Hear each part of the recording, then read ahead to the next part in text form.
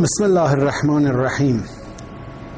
Dear audience of the program, we are talking about the Islamic jihad and its nature in the time of glorious Prophet of Islam.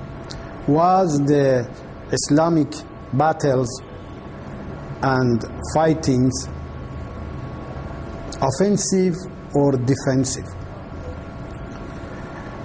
We want to make a small research and discussion about this in this episode of the program.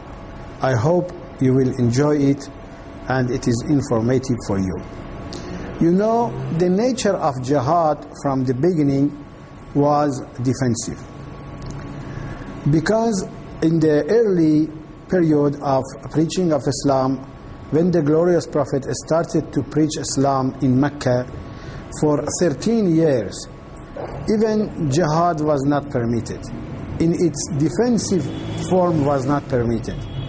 13 years, the glorious Prophet and his followers were under pressure and persecution of polytheists, infidels in Mecca. They tortured a lot of them. They took their properties. They suppressed them. Even they killed some of them under the torture. But every day they were coming to Prophet and asking him permission for defense.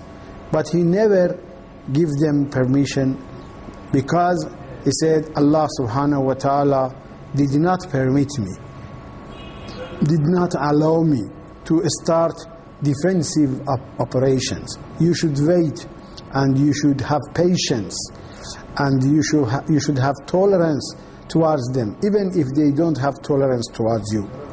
So even when the pressures became too much, only Prophet gave them permission to migrate to Abyssinia, Habasha, in two parties, and not to fight back against polytheists. So 13 years passed in this way, in this manner, and every day the pressures were increased. Properties were taken from Muslims. Some of them were killed, some of them had injuries, and they took the freedom of worship from Muslims. They had no freedom of worship. Even they started a sanction against Muslims and isolated them in one of the walis of Mecca, which was called Sheikh Abi Talib, but no fighting back from Muslims. Even some of the personalities of the early Islam, like Lady Khadija, Abu Talib, died, passed away in this isolation and in this sanction, boycott against Muslims, but they had never permission to fight back.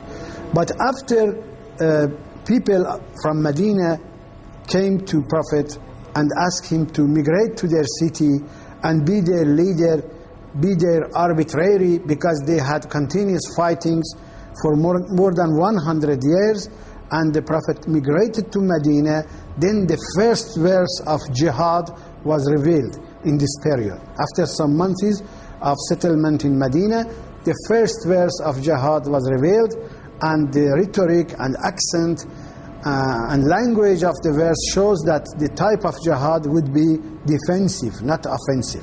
Because Allah subhanahu wa ta'ala says in this verse, أعوذ بالله من الشيطان الرجيم أذن للذين يقاتلون بأنهم ظلموا وأن الله على نصرهم لقدير. Now it is permitted for Muslims to defend back because they are offended, they are invaded. The invasion has started from the enemies, and because they are suppressed, they are oppressed, and Allah is powerful and can help them. So it shows that they were a long time waiting for this permission, and it was not issued. And now when it is issued because of certain reasons and in limitations, like limitation of goals and domains of jihad, only defensive, only when you are oppressed, only when you are invaded by enemies. They have started the war. So the battles of the glorious Prophet of Islam was in this limitation. And he was avoiding casualties and bloodshed more than necessary. Even when he had enough time, he planned for operations, for battles to be without bloodshed. He conquered Mecca without any killing, without any injuries. Even one drop of blood did not come out from a nose of one person.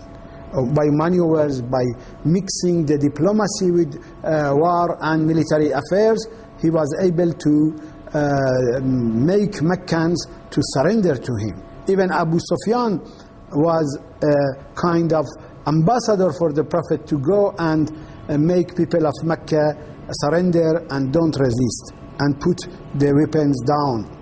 So these are the nature of jihad in the time of glorious Prophet. Even the troops of Islam, warriors of Islam, didn't go out of Arab Peninsula in that time. Even in the borders of Roma and Iran, only some maneuvers happened by Prophet, not conflicts, real conflicts, no casualties. So because of that, we can say that the prophetic jihad is defensive jihad. But we should put jihad of caliphs and others in the history in another category and classify it in another group. We can talk about it independently, and nature of those clashes and conflicts are for sure different from the nature of clashes of the glorious Prophet of Islam. Thank you very much for patience and listening. Wassalamu alaikum wa rahmatullahi wa barakatuh.